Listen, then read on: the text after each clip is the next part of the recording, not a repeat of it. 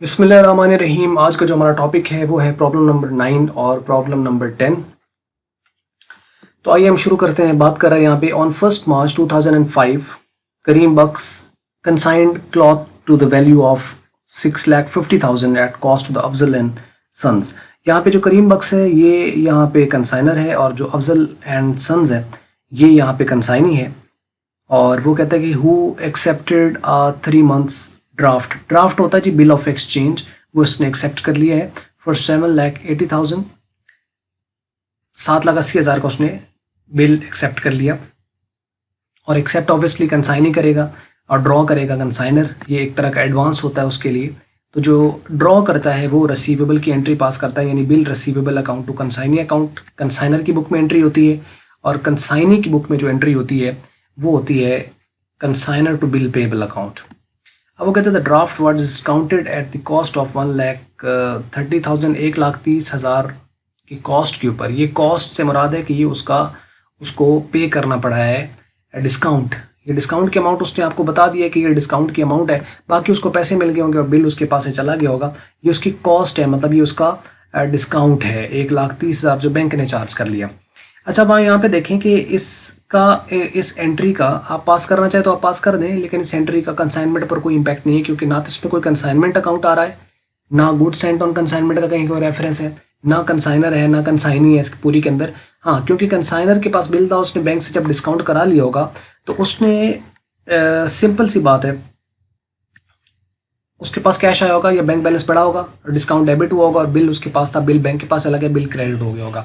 अब एंट्री बनी होगी यानी bank account, discount account debit दोनों, और बिल रिसीवेबल अकाउंट क्रेडिट 7,80,000 से।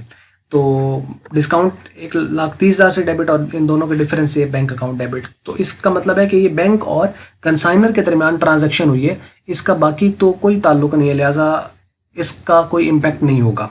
एक बात तो ये है, इसको आप स्किप कर देंगे, सिंपल सी बात है। तो उसके बाद नेक्स्ट है करीम बख्श जो है वो paid ₹35,000 as freight and 6,500 as insurance. ये उसने करीम बख्श ने पे किया, तो इसका मतलब ये कंसाइनर के डायरेक्ट एक्सपेंस हैं, तो ये दोनों ऐड कर देंगे हम, और ऐड करने के बाद इनको हम कंसाइनमेंट अकाउंट को डेबिट करते हैं और कैश क्रेडिट हो जाएगा। Afzal and Sons notified Karim Bakhsh that 80% of the goods had been sold for 8,24,000, 8,24,000 की चीज़ें जो है वो उसने बेच दी हैं। जो वो कहता है कि 80% जो है वो चीज़ें बिक गई हैं। तो 80% अगर चीज़ें बिक गई हैं तो इसका मतलब 20% अनसोल्ड है, यहाँ से ऑब्वियसली सी बात है। तो अब यहाँ पे अनसोल्ड स्टॉक है और उसको हमें इवेलुएट करना है। दैट द सेलिंग एक्सपेंसेस वर 12,100। वो किसने क्या है कि अभी इसके ऊपर जो खर्चे हुए हैं वो ये। तो सेल की एंट्री आपको पता है कि कंसाइनमेंट क्रेडिट होता है और कंसाइनर को डेबिट करेगा, यानी करीम बख्श अकाउंट टू ये कंसाइनर की बुक में आपके पास एंट्री ये होगी कि वो उसने कंसाइनी से पैसे लेने हैं और वो करेगा Afzal and Sons to consignment account. ठीक है, इसकी बुक में हमें करनी यही है। हाँ, और कंसाइनी सिंपल करेगा क्योंकि उसने चीज़ें बेची हैं तो उसके पास कैश आया होगा और ये पैसे उसने कंसाइनर को देने हैं, तो वो करेगा cash account to Karim Bakhsh account. तो कंसाइनी तो खैर हमने देखना भी नहीं है, तो लिहाजा उसको हम स्किप कर देंगे। तो कंसाइनर की बुक में क्या होगी, अफजल अकाउंट टू, यानी अफजल से पैसे लेने हैं और कंसाइनमेंट क्रेडिट हो जाएगी 8,24,000 से। और उसकी जो एक्सपेंस हुए वो 12,100 रुपये के उसके ऊपर जो है वो एक्सपेंस हुए हैं। तो ये 12,100 रुपये के जो एक्सपेंस हैं इसकी एंट्री वो कंसाइनमेंट अकाउंट को डेबिट करेगा और ये पैसे कंसाइनी को देने हैं, यानी अफजल को देने हैं, तो कंसाइनमेंट अकाउंट अफजल अकाउंट हो जाएगा 12,100। Afzal and Sons were entitled to commission at the rate of 10%। ये 10% आपने कमीशन इसके ऊपर कैलकुलेट करना है 8,24,000 पर, तो ये आपके पास 82,400 रुपये बन जाएंगे कमीशन। और कंसाइनर इसकी एंट्री पास करेगा ऑब्वियसली, और वो क्या एंट्री पास करेगा, कंसाइनमेंट अकाउंट, और ये पैसे भी उसने अफजल को देने, तो consignment account to Afzal account आ जाएगा कमीशन की। Show these entries in the necessary ledgers of both parties, दोनों पार्टीज यानी कंसाइनर और कंसाइनी की बुक्स में आपने इसके लेजर अकाउंट्स बनाने हैं। तो लाजमी एंट्री अगर आपको मालूम है तो अकाउंट्स तो बनता चला जाएगा। जैसे पहली आपके पास इसकी है तो इसमें देखिए कंसाइनमेंट डेबिट होता है, तो इस तरफ आ जाएगा रेफरेंस आ जाएगा गुड्स सेंट ऑन कंसाइनमेंट का 6,50,000। उसके बाद अगर आप नेक्स्ट देखें तो बिल उसने एक्सेप्ट किया है, तो बिल रिसीवेबल टू कंसाइनी होता है यानी अफजल, तो उसमें कंसाइनमेंट तो नहीं है, लेकिन ये ऑब्वियसली अगली जो जब वो बनाएगा अफजल का अकाउंट उसमें ये आएगा। और अगर आप देखें तो यहाँ पे अफजल अकाउंट जो है वो यहाँ पे क्रेडिट साइड पे यहाँ पे ये बिल्स रिसीवेबल के नाम से, ठीक है। ये बिल रिसीवेबल अकाउंट जो कि एडवांस उसने लिया हुआ है 7,80,000, इसकी वो एंट्री यहाँ पे पास कर देगा। और उसके बाद जो डिस्काउंट हुआ है उसका तो ऑब्वियसली मैंने बताया कि बैंक के साथ ताल्लुक है, इसके साथ तो कोई ताल्लुक ही नहीं है, लिहाजा वो नहीं आएंगे यहाँ पे। करीम बख्श जो है उसने 35,000 उसने इसका किराया और 6,500 रुपये इंश्योरेंस उसने पे किए, तो इसके कंसाइनमेंट डेबिट होती है टोटल अमाउंट से, तो कंसाइनमेंट हो जाएगी डेबिट, और इन दोनों को ऐड करें तो 41,500 रुपये बनता है, तो ये कैश का रेफरेंस आ जाएगा और डेबिट साइड पे आ जाएगी। और उसके बाद 80% चीज़ें बेचती हैं तो वो इतने की बिकी हैं तो कंसाइनमेंट क्रेडिट होती है, अफजल का नाम आएगा यहाँ पे, तो अफजल एंड सन्स, और ये सेल और 8,24,000 ये इस तरफ आ जाएगी, ठीक है, क्रेडिट साइड पे। और इसका कमीशन आएगा वो 82,400 है, वो ये आ जाएगा अफजल एंड सन्स का कमीशन ये, और बाकी उसने सेलिंग एक्सपेंस कुछ 12,100 पे किया है, उससे भी कंसाइनमेंट डेबिट होती है, तो ये भी डेबिट साइड पे आ जाएंगे, और अफजल एंड सन्स को ये पैसे पे करने हैं, तो ये इसका रेफरेंस आ जाएगा यहाँ पे 12,100 का। उसके बाद है जी बस ये ख़त्म हो गया यहाँ पे इसका हमने, और कंसाइनमेंट स्टॉक चूँकि हमें निकालना है 20% चीज़ें अनसोल्ड है, उसको अगर आप देखें तो ये देखें कमीशन तो ये कैलकुलेट हुआ है। क्लोजिंग स्टॉक कैसे निकालते हैं, total cost of item plus total direct expense divided by total unit divide by total unit और मल्टीप्लाई अनसोल्ड यूनिट्स, तो ये इसका फार्मूला है। अब कॉस्ट से मुराद टोटल कॉस्ट, वो कितनी कॉस्ट है 6,50,000 ऊपर उसने दी हुई है कि जो इसने सेंड की है, और उसके ऊपर खर्चे कितने हुए हैं ये इन दोनों को ऐड करके जो आए थे 41,500 रुपये के, जो कंसाइनर के थे, क्योंकि कंसाइनर के डायरेक्ट होते हैं, ये ऐड कर देंगे। और 100 यूनिट टोटल हम क्यों ले रहे हैं, क्योंकि उसने परसेंटेज की शक्ल में, परसेंटेज का टोटल 100 होता है, तो 100 पे डिवाइड, क्योंकि 20% है ना, तो 20% क्या मतलब होता है 20/100, तो 20 से मल्टीप्लाई कर देंगे और 100 पे डिवाइड कर देंगे। 20% ही तो अनसोल्ड है, 80% तो बिक गई है, तो अनसोल्ड ही तो निकालना है, और 20% अनसोल्ड है, मीन आप 20% कर लो या 20/100 कर लो, एक ही बात है। तो ये करेंगे तो ये 1,38,300 आ जाएगा, और ये कंसाइनमेंट की क्रेडिट साइड पे आता है, तो 1,38,300 और कंसाइनमेंट स्टॉक का रेफरेंस आ जाएगा, ठीक है, क्योंकि एंट्री क्या होती है इसकी, consignment stock account to consignment account. उसके बाद आप इसका डिफरेंस निकालेंगे तो क्रेडिट साइड ज़्यादा आ रही है, तो मतलब प्रॉफिट है वो 1,76,300 रुपये उसको प्रॉफिट हुआ है, ये लिख देंगे और दोनों साइडें बराबर हो जाएंगी यहाँ पे। तो ये तो हो गया कंसाइनमेंट अकाउंट। उसके बाद गुड्स सेंट और कंसाइनमेंट अकाउंट दो ही रेफरेंस होते हैं, इस तरफ कंसाइनमेंट का रेफरेंस होता है, इस तरफ ट्रेडिंग का होता है, और जो उसकी कॉस्ट होती है दोनों तरफ लिख के इसको इक्वल कर दिया जाता है, बस बात ये खत्म हो जाती है यहाँ पे।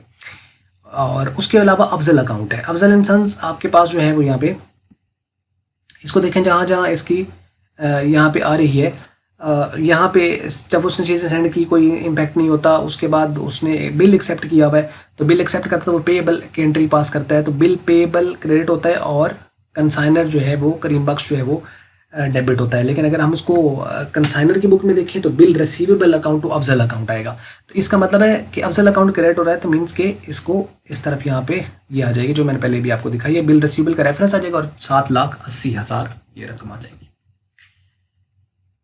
उसके बाद नेक्स्ट जो है ये एक्सपेंस की हो गई, और ये कंसाइनर ने पे किए हुए हैं, इसमें कंसाइनर का तो कोई कंसाइनी का कोई ताल्लुक नहीं है।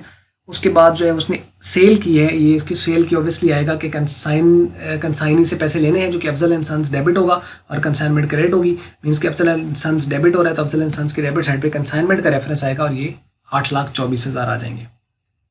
उसके अलावा बाकी उसका ये कमीशन है 10%, तो कमीशन कैलकुलेट करेंगे तो 82,400 इसकी एंट्री होती है consignment account to Afzal and Sons, तो अफजल एंड सन्स क्रेडिट हो रहा है, तो मीन्स के इसमें हम यहाँ पर आएंगे और अफजल एंड सन्स को क्रेडिट साइड पे लिखेंगे और कंसाइनमेंट का रेफरेंस आएगा, और ब्रैकेट में कमीशन है 82,400।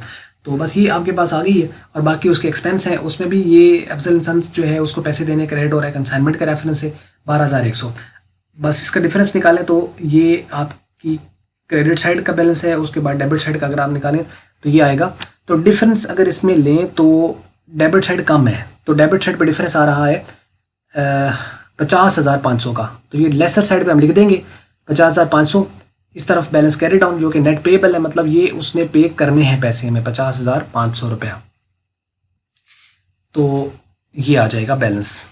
और उसके बाद नेक्स्ट अगर हम इन द बुक्स ऑफ कंसाइनी देखें तो ये सेम चीज़ें ये देखें, यहाँ पर सिर्फ इनके अकाउंट्स के नाम चेंज होंगे, बाकी रकमें वो ये देखें 12,100 इसकी क्रेडिट साइड पे है तो इसकी डेबिट साइड पे, 82,400 इसकी क्रेडिट साइड पे है तो इसकी डेबिट साइड पे, 7,80,000 इसकी क्रेडिट साइड पे है तो इसकी डेबिट साइड पे, इसकी अगर आपकी ये डेबिट साइड पे है तो इसकी क्रेडिट साइड पे, इसकी ये डेबिट साइड पे है तो इसकी ये क्रेडिट साइड पे, लेकिन इसका पेएबल है तो इसका रिसीवेबल है, ठीक है। बाकी इसकी एंट्री के हिसाब से अगर देखा जाए तो इसमें कैश का रेफरेंस आएगा, क्योंकि कंसाइनी की बुक में जब वो सेल करता है तो कैश अकाउंट टू या डेटर अकाउंट टू कंसाइनर होती है जो कि करीम बख्श है यहाँ पे। तो इसका मतलब ये है कि वो करीम बख्श क्रेडिट हो रहा है तो क्रेडिट साइड पे आएगा, लेकिन चलो कैश पे किया है तो कैश अकाउंट यहाँ पे इसका रेफरेंस आ जाएगा। उसके बाद एक्सपेंस उसने पे किया है तो उसके बाद उसका कैश जो है वो क्रेडिट हुआ होगा और ये पैसे उसने करीम से लेने हैं तो करीम बख्श जो है वो उससे डेबिट हो जाएगा। तो करीम Bakhsh account to cash account, तो डेबिट हो रहा है तो कैश का रेफरेंस आ जाएगा। कमीशन में भी इसका कमीशन का यहाँ पे आ जाएगा, करीम बख्श से पैसे ये भी लेने हैं और उसके अलावा बिल पेबल के पैसे उसने लेने हैं क्योंकि बिल पेबल क्रेडिट था और करीम बख्श डेबिट था, यानी Karim Bakhsh account to bill payable account उसकी एंट्री थी ये वाली जो उसने एडवांस दिया हुआ है। तो इसको अगर देखें तो ये उतना ही बैलेंस निकलेगा, लेकिन अलग बात है इसका क्रेडिट बैलेंस निकल रहा है तो इसका डेबिट बैलेंस निकल रहा है। क्रेडिट इसका क्यों निकल रहा है क्योंकि उसकी क्रेडिट साइड ज़्यादा है, इसकी डेबिट साइड ज़्यादा है। ठीक है, तो सिंपल इज दैट। तो ये इसका जो करीम बख्श है ये इसने मतलब इसने पैसे लेने हैं और उसने पैसे देने हैं इसको, तो ये इसके अमाउंट आ जाएगी और इस तरीके से आप इसको देख सकते हैं। ठीक है, ये बस थी प्रॉब्लम और उसके साथ अब आप 10वीं प्रॉब्लम भी देख लें। इसके साथ आप ऑब्वियसली जैसे ये प्रॉब्लम इसी तरीके से आप इसको कर सकते हो, जैसे वो कहता है कि 1 जुलाई मिस्टर एम इन सियालकोट उसने आर को जो है वो सवाद के अंदर चीज़ें उसने भेजी हैं, उसकी वैल्यू है 60,000 रुपये, ये कॉस्ट आ जाएगी, इसकी आपको एंट्री पता है। फ्रीट उसने चार्जेस, ये ड्रायर जो उसका कंसाइनर उसने एक्सपेंस पे किए हैं और उसने बिल ड्रॉ कर दिया इसके ऊपर 30,000 रुपये का बिल जो ड्रॉ करता है वो रिसीवेबल की एंट्री पास करता है और जो पे एक्सेप्ट करेगा वो पेबल, यानी कंसाइनी जो है वो पेबल की एंट्री पास करेगा और दूसरे वाला रिसीवेबल की एंट्री पास करेगा। 3/4 of this consignment was sold. अब देखो 3/4 अगर बिक गई है तो 1/4 अनसोल्ड है ना, क्योंकि 4 टोटल है। अब इसमें आपने जो टोटल लिखते हैं ना, हम इवेलुएट करते थे यहाँ पे कंसाइनमेंट स्टॉक यहाँ पे, तो आपने यहाँ टोटल की जगह 4 लिखना है और अनसोल्ड जो कि 1 है यहाँ 1 आ जाएगा, बाकी वही तरीका और कॉस्ट प्लस डायरेक्ट एक्सपेंसेस। ठीक है, तो डायरेक्ट एक्सपेंस कंसाइनर के जो एक्सपेंस होते हैं वो डायरेक्ट होते हैं, कंसाइनी के डायरेक्ट होते हैं। कंसाइनी की अगर वो लिस्ट दे दे तो उसमें आपने ये देखना है कि गोडाउन से पहले वाले एक्सपेंस डायरेक्ट होते हैं। तो इसमें अगर आप देखें तो उसने 70,000 की चीज़ें बेच दी हैं और एक्सपेंस उसके जो हुए हैं आर के वो 6,000 रुपये के हुए और उसका कमीशन 6% है। उसी तरह 6% कमीशन ले लेंगे। मिस्टर आर ने रिमिट कर दिए पैसे उसको bye means of side draft. Side draft होता है कि मतलब उसको वो बिल ऑफ एक्सचेंज के जरिए से पेमेंट दे रहा है जो कि साइट है। साइट का मतलब जैसे ही वो प्रेजेंट करेगा उसको पेमेंट करनी है, यानी डिमांड बिल है।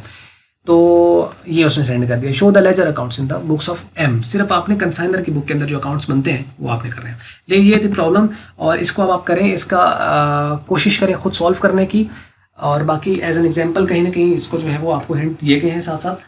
बाकी अगर प्रॉब्लम कहीं पे स्पेसिफिकली आपको रियल में कोई प्रॉब्लम आ रही है नहीं सॉल्व होती तो आप हमें कमेंट्स बताएं, उसका हम सोल्यूशन फिर अपलोड कर देंगे। और बस ये थी वीडियो और अगर आपको अच्छी लगी तो उसको आप लाइक कर लें, शेयर कर लें दूसरों के साथ। अगर आपको अच्छी नहीं लगी तो उसको कर दें डिसलाइक और वीडियो देखने का शुक्रिया।